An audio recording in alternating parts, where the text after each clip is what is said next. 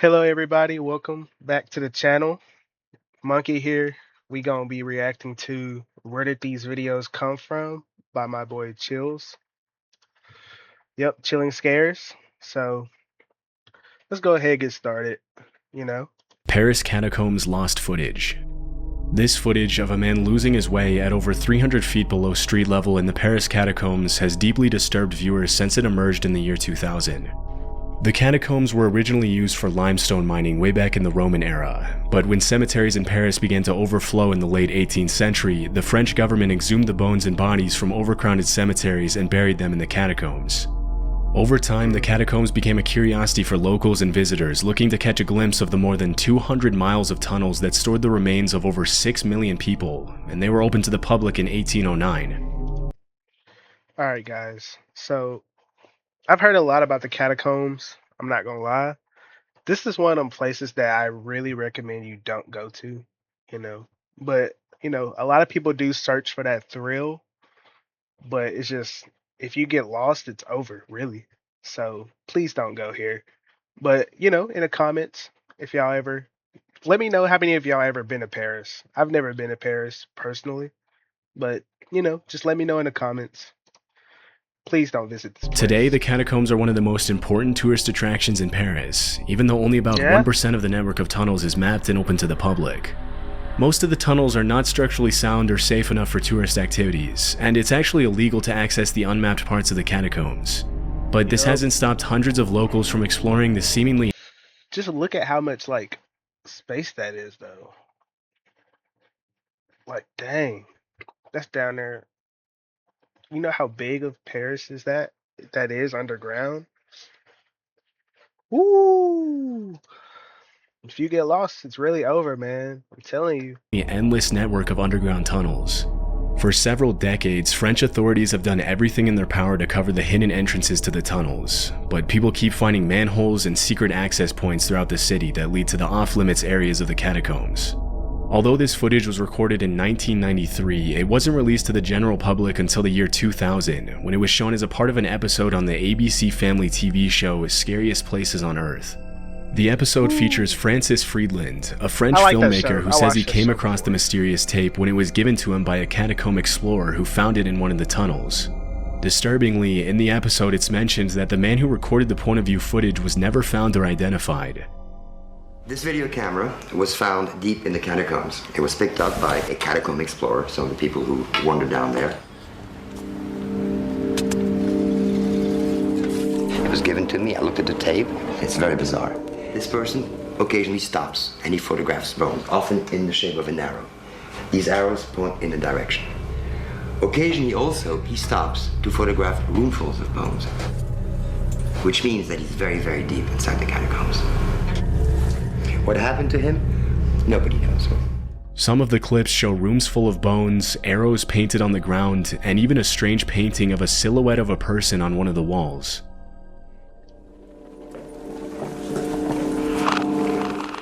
So basically he's filming what he's seeing. Endless. Very deep inside the catacombs. He's lost, man. View shots, other than our pictures of bones. Human bones. These were the poor Parisians who died over the last 1,000 years. He's just touching his stuff. At times you'll see there's signs, painted signs on the wall, which is not uncommon. People have been painting in the catacombs for centuries.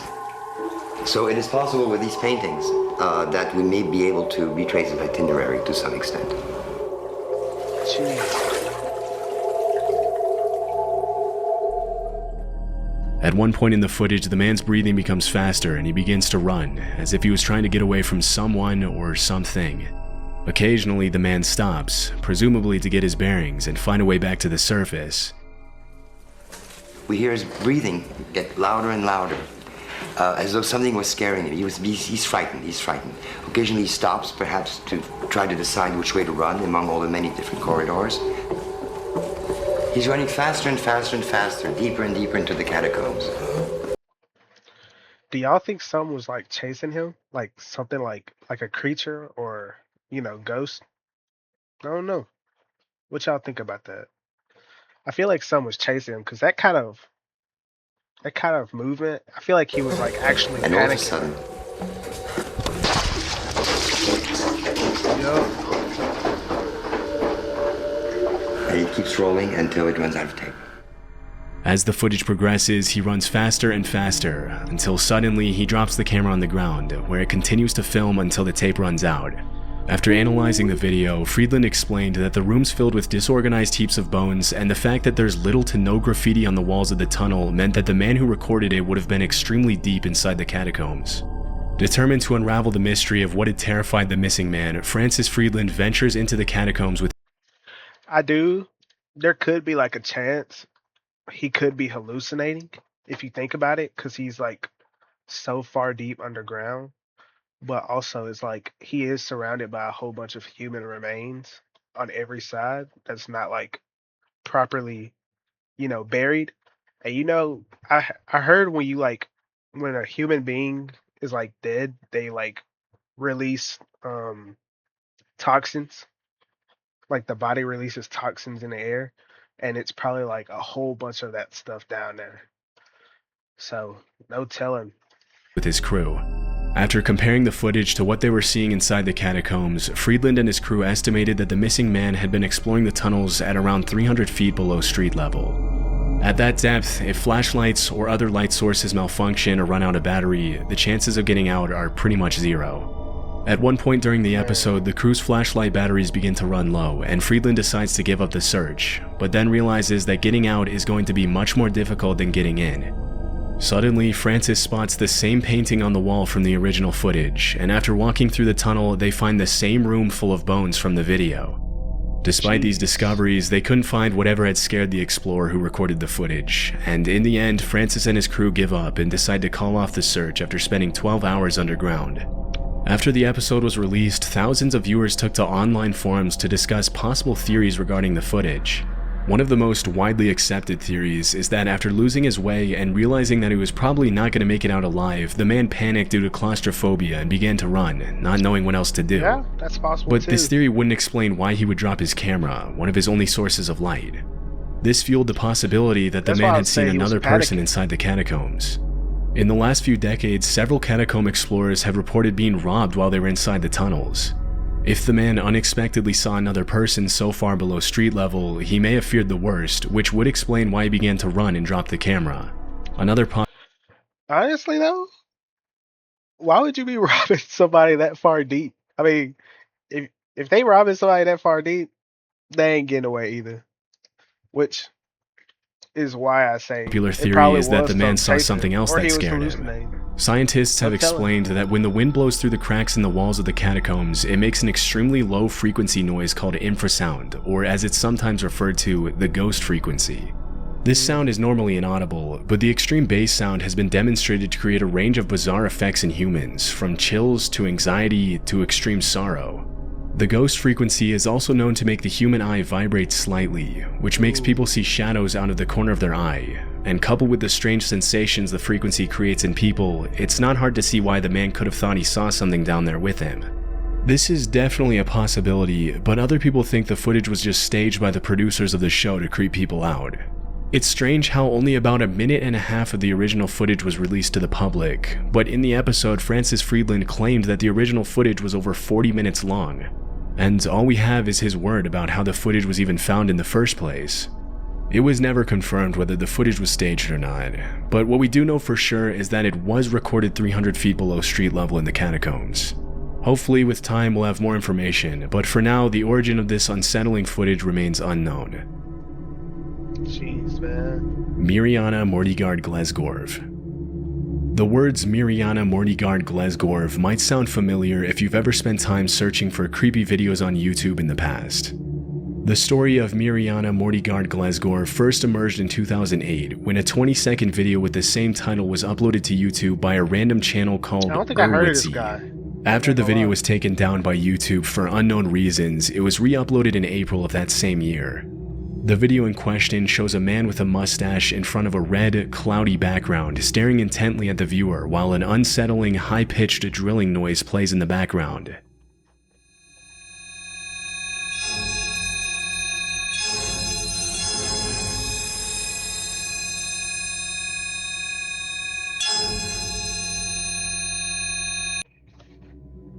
Right before the end, the shot zooms into the man's face, and he can be like seen that. grinning with his eyebrows raised for 2 seconds. In the weeks following the original upload, multiple duplicate videos surfaced on YouTube, including an extended 2-minute version accompanied by a creepypasta in the description, which was uploaded by a small channel dedicated to posting random, disturbing videos. According to the description in the extended video, the original version that was taken down also lasted 2 minutes, and it was removed by YouTube after 153 people who viewed it ended their lives by taking out their eyes and mailing them to YouTube's main office in San Bruno, California. What the hell? The myth says they also put cryptic messages on their forearms, which were never deciphered. As the story goes, the video was only viewed by one YouTube staff member who started screaming 45 seconds into the video. The story also says that none of the other staff members who were in the room dared to look at the screen, but they reported hearing a high-pitched drilling sound before they turned off the monitor. It's mentioned in the myth that the staff member who viewed the video was left severely traumatized and is under constant sedation to this day, and that he claims that he can't recall what he saw. According to the creepypasta, because the IP address for the original video was non-existent, the uploader couldn't be traced by police, and the man featured in the video was never identified. After the extended version was uploaded with the creepypasta in the description, the video quickly gained traction in various online forums like Unexplained Mysteries and 4chan's X-Board. This triggered the creation of dozens of viral chain emails and articles related to Mirjana Mortigard Glesgorv in several different languages.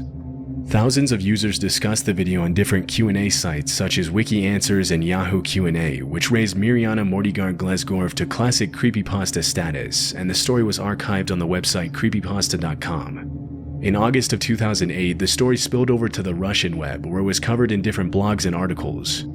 The Russian version of the creepypasta was updated with new details, including a popular conspiracy theory which claimed that the video was created by the US Secret Service. 2 days after the original video was uploaded, a now deleted debunking video was uploaded to YouTube which claimed that the story behind Mirjana Mortigard Glesgorv was a hoax. It also claimed that the man in the video was identified as Byron Cortez, a Guatemalan marketing coordinator at an LA-based advertising agency who lives in the US Virgin Islands. An image of him was used in a 2004 online survey about marketing professionals, and an Ebum's World user edited it to make the disturbing video. Considering the evidence that surfaced, the disturbing story behind the video is clearly a myth. If 153 people had really sent their own eyeballs to the YouTube's office via mail, the authorities would obviously have gotten involved, which never happened.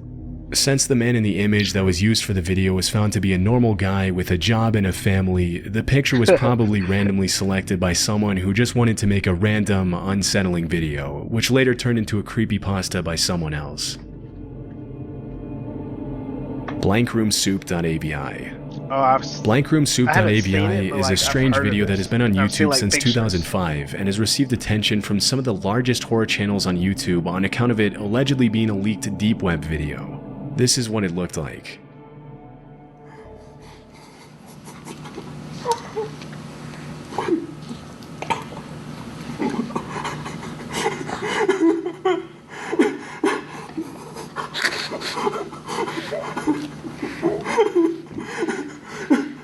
Video gives me chills, I ain't gonna lie.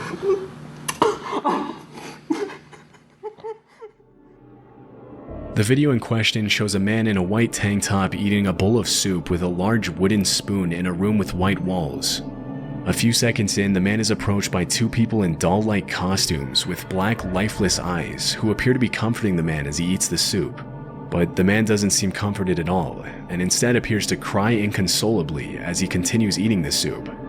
Immediately after the video was uploaded, disturbing theories started surfacing about this possibly being a real torture video. Because platforms like 4chan and Reddit were pretty new at that point, they became hotbeds for speculation on the meaning of blankroomsoup.avi. According to one of the most popular theories, the man and his family had been abducted by people in costumes, and after they murdered his wife and kids, they force-fed him soup containing the remains of his family, threatening to torture him if he didn't comply. Another theory was that the man was kidnapped alone, and that he's crying in the video out of fear while his captors taunt him with false comfort. In later months, more videos featuring the same characters started surfacing online, with some of them being pretty disturbing. One of them was a continuation to Blankroom Soup, and another involved the disguised characters kidnapping someone on video. While doing research on the origins of Blankroom Soup, the name of a man named Raymond Percy came up in connection with the mysterious costumes shown in the video.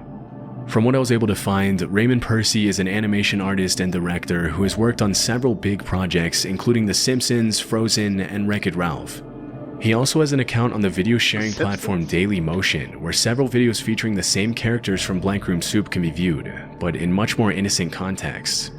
Using the Wayback Machine, I found that the creepy video itself was posted on Raymond Percy's account, but with the title Freaky Soup Guy, along with the caption, "A clip of people who look like us doing something to someone that we would never do, we promise." Most of the videos have since been deleted, including Freaky Soup Guy. The strange caption indicates that perhaps this creepy video was not made by Percy at all, and in 2016, YouTuber Rainbot contacted him directly to get to the bottom of the mystery. Raymond Percy explained that he had created the costumes himself. The characters' names were Ray Ray, and he had used them for several live performances all over the world. After one particular performance at a club on the Sunset Strip in Hollywood, the costumes were stolen when Raymond and his crew were cleaning up the set. A few weeks later, he received an email with an attachment containing the creepy video, and he immediately posted it to YouTube and Dailymotion to share it with his team. According to Raymond, the creepiest thing about the video was that the characters move in the same slow, paused fashion in which his own performers were trained to act during their performances, meaning that whoever stole the costumes must have been watching Percy's live performances for a while, and perhaps they were even fans. This new information disturbed a lot of viewers, giving way to a new wave of theories and speculation regarding the unsettling video. It was later found that the man who was being kidnapped in one of the later videos that surfaced on YouTube was actually Gil Sharon, the drummer of a horror-themed experimental rock band named Stolen Babies. Raymond Percy's sister, Dominique Lenore, is the band's lead singer, and Raymond had animated some of their videos in the past and included the Ray Ray characters in the videos. In one of the band's photo shoots, the drummer can be seen wearing the exact same costume as in the kidnapping video. The fact that Raymond Percy had participated in the creation of one of the creepy videos that surfaced led many people to believe that the man in the original Blank Room Soup video was actually Percy himself, and that his eyes had been covered so that he wouldn't be recognized. Even if the man in the video is not Raymond Percy, the fact that 3 sequels to the Blank Room Soup video surfaced on YouTube discredits the idea that the original video was a leaked deep web video. It's rare enough to see a leaked deep web video on YouTube, let alone 4 consecutive videos without any of them getting taken down. With all the evidence that emerged, many users claimed that everything Percy had said about the costumes being stolen was a lie. Because if they had actually been stolen and used for the disturbing videos, the last thing Raymond Percy or anyone would have done is to post the videos on YouTube and not report them to the police. Some people even speculated that the whole thing might have been a promotional campaign for the band Stolen Babies, but this hasn't been confirmed. Regardless of whether Raymond Percy was telling the truth, the one thing we know for sure is that blankroomsoup.avi was never a deep web video. While some still argue that the video and its sequels are genuine, there's just too much evidence against the authenticity of the videos today to conclude that they actually came from the deep web. I feel fantastic. Sorry, y'all. That last one, I was kind of locked in. I ain't gonna lie. But what do y'all think about that one? I mean, it's true though. If something like that did happen, why would he just post that on YouTube and not like, get authorities or anybody involved? You know what I mean? But hey, those who've explored the horror side of the internet have most likely at some point come across a bizarre video of a singing android. In 2009, a single video named I Feel Fantastic was uploaded to YouTube by the channel Creepyblog. It was the only video ever uploaded to the channel, and it basically shows a robotic humanoid singing the words "I feel fantastic, you feel fantastic, you are fantastic, I am fantastic, hey hey hey" over and over again inside a room at night. As the video progresses, the android is shown in different poses and wearing different outfits.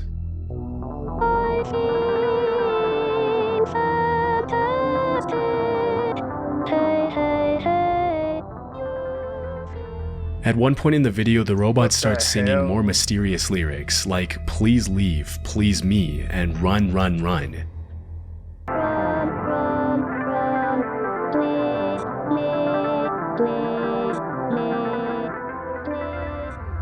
The description of the video is also extremely strange, and goes into the Greek myth of Pygmalion, the sculptor who couldn't find a woman who was good enough for him, so he decided to make an ivory statue of the perfect woman himself, which the goddess Aphrodite later brought to life for him. The only link between the myth and the video is that the person who wrote the description suggested that maybe the robot was its creator's idea of beauty. At around the 2-minute mark, the video turns into a shot of a heap of leaves and branches in a random backyard with absolutely no context or explanation.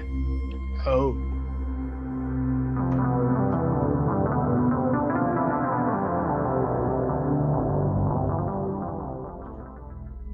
After watching the video, many viewers creepy reported at all. feeling anything but fantastic, and conspiracy theories immediately Facts. began to emerge in online forums. One of the most popular theories is that the creator of the video was a serial killer, and that the different outfits worn by the singing android throughout the video belonged to his victims. According to this theory, the killer created the android as a sort of tribute to his victims, and the backyard shown in the video is where the victims are buried. The strange lyrics and the overall creepy nature of the video reinforce this theory to some extent, but fortunately none of it is true, and the information regarding who made the android and why is actually available online. The robot in this video is called Tara the Android, and in my research I found that she was designed by a college professor in Connecticut named John Bergeron. According to the website geocities.ws, John Bergeron created Tara the Singing Android as a way to break into the android and animatronics industry, and even planned live performances for his android in order to get more visibility. Jeez. Tara the Android also appeared on a sketchy-looking tech website called AndroidWorld.com, where you can buy the original DVDs and music videos of Tara and other similar robots singing. Some of the other music videos are even creepier. Wait a minute. We got killer asteroids. Okay. No food equals no problem. Reality check for anti-war people. Honeybees dying. A true crisis. Nuclear war is inevitable. Has the turning test become worthless? No civil war in Iraq. What are all of these, man? I ain't gonna lie.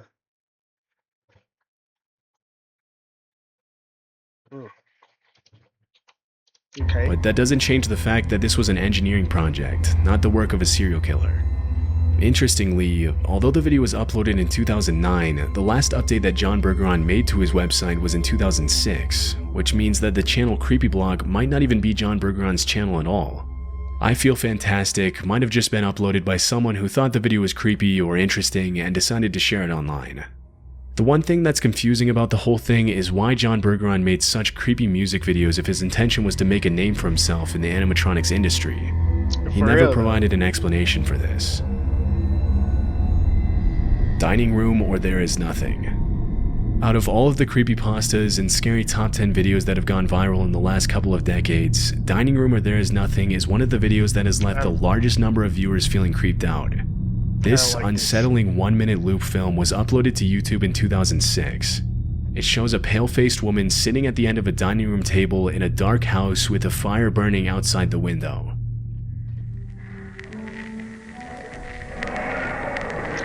Nope.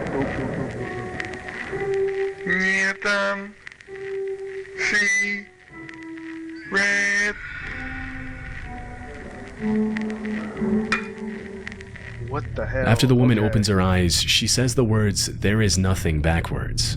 She then shoves her face in a bowl of food as the camera pans out to show the rest of the room. The video then plays in reverse, and after the woman raises her head from the bowl, she repeats the words "There is nothing," this time in normal order. The video ends with the chilling image of the woman closing her eyes.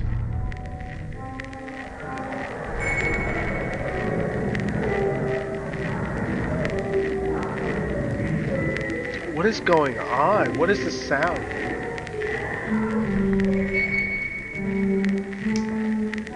Dude. There is nothing.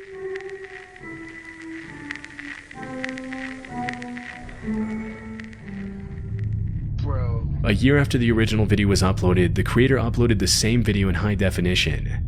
Since the original upload, Dining Room or There Is Nothing has received almost 10 million views, and the haunting video has become a classic in the online horror community. The creepy nature of the video created a lot of speculation in online forums and social media platforms, with several users claiming that whoever watched Dining Room or There Is Nothing would be cursed.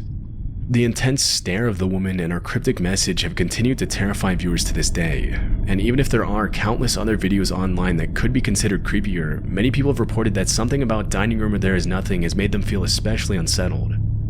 After seeing how much attention his video was getting, the uploader created a website where he talks about the meaning of Dining Room or There Is Nothing, saying, This piece was inspired by a personal paradoxical desire for empirical proof that there is nothing on the other side of life.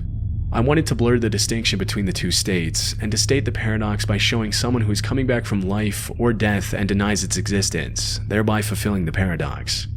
Despite the unsettling nature of the video and the fact that it has haunted millions of viewers worldwide, Dining Room Where There Is Nothing is just a short film created by David Earl, a communications professional with a passion for experimental Jeez, man. films.